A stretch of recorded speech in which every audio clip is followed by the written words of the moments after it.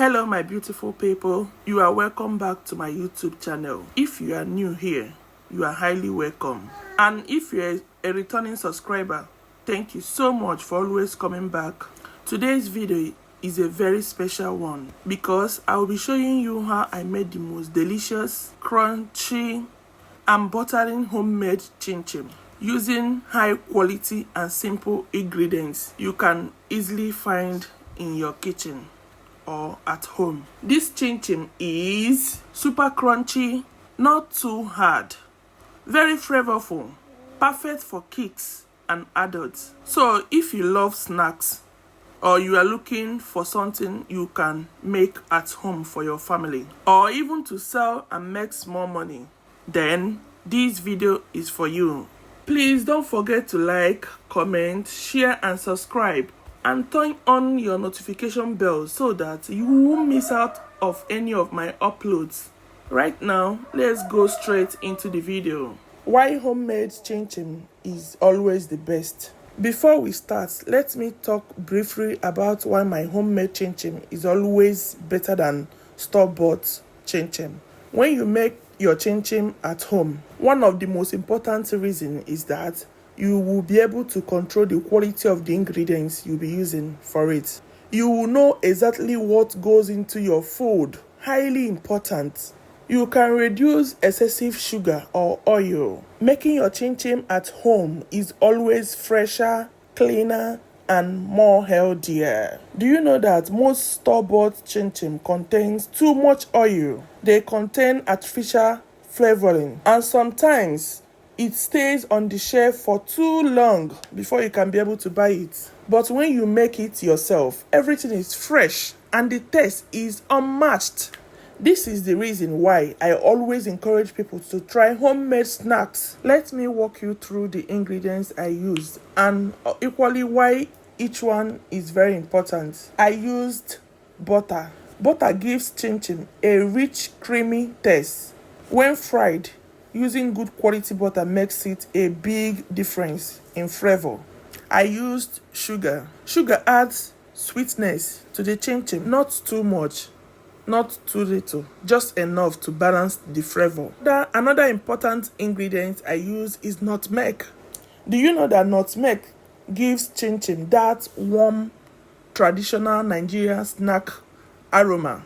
Just a little nutmeg goes a long way, making the chinchin to be very flavorful and very tasty. Another important ingredient I use is baking powder. This baking powder helps the chinchin puff slightly and prevents it from being too hard. Another powerful ingredient I use in making this chinchin is egg. Egg add richness, color, and help bind the dough together. I added a pinch of salt. Salt balances the sweetness and enhances all the flavors. I used vanilla flavor. Vanilla adds a sweet aroma that makes the chinchin smell irresistible. With the aroma of vanilla flavor, it cannot resist that chinchin. You must have a taste of it. Another important ingredient I use is milk. Milk makes the dough soft and creamy. Milk equally improves the final texture of the dough. I'm going to put you through the mixing dough step by step. So stay tuned. Now let's move to the mixing processes. First of all, I mixed my wet ingredients separately. Here are the steps. Firstly, I added my butter into a clean bowl and mix it until it's very smooth. Then I added my sugar and mixed until it becomes very creamy. Next, I added the eggs one after the other, mixing properly so that everything will blend well. After that, I added my nutmeg, my vanilla flavor, a pinch of salt to it and mix everything judiciously. Next step, then I poured in the milk little by little while mixing it to have a uniform mixture or texture. Then in a separate bowl, I mixed my dry ingredients and gradually added them to the wet mixture. I mixed until I got a smooth but firm dough, not too soft and not too hard. This stage is highly important because the texture of your dough determines how your chinchin will turn out to be.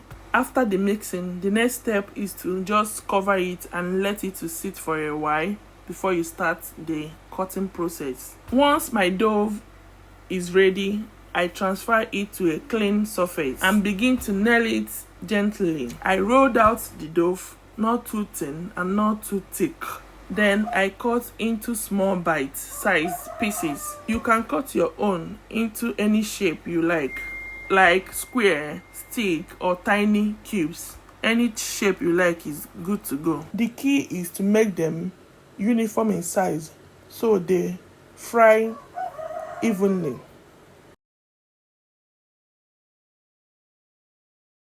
This stage is highly important because if care is not taken, your chinchin will wet oil. It will absorb a lot of oil, thereby making it not to dry well. Now let's talk about the frying process in details. I heated my oil on a medium heat. Emphasis on a medium heat. This is very important because if the oil is too hot, the chinchin will brown quickly outside and remain very raw inside. Have you seen the reason why I said emphasis on the medium heat, not high heat, medium heat? And if the oil is too cold, it will absorb too much oil. At this stage, I fry the chinchin in a small batches. The essence of frying your chinchin in a small batches is to help you stir it continuously so that they don't stick together. But when you pour everything into the oil, you will not be able to stir it continuously, and thereby you see it sticking together and it will not be presentable again. You will notice how they slowly turn into golden brown and crunchy. That is when you know it's perfect. Another important step, after frying it, I remove them and place them on a paper towel for it to absorb excess oil. If you scoop it out from the oil and keep it where the oil will not be draining, example, paper towel, that chinchin will absorb all the oil back. But when you keep it where the on top of paper towel or sieve that will help the oil to be dropping, it will make the chinchin to drop all the oil, or paper towel absorb all the excess oil, thereby making your chinchin to retain its crunchiness. At this point, the aroma of this chinchin is just everywhere. And just from the aroma, you can testify that this chinchin will be very delicious and very, very, very crunchy. Just the aroma alone will invite all your neighbors to come to your house. The final result, look at how beautiful, golden and crunchy they turn out to be. The aroma alone will make you want to keep eating and eating and eating. The proper way for you to store your chinchin: first of all, you have to allow it to cool completely. Store it in an airtight container. Keep it in a cool, dry place. This chinchin can last for weeks and still remain crunchy. If you have watched my video to this point, just type Francisca at the comment section.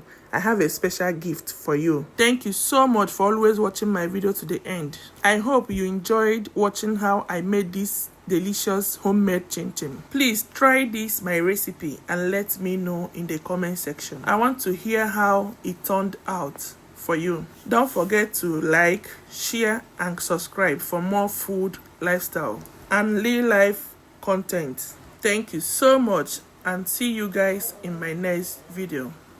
Bye bye.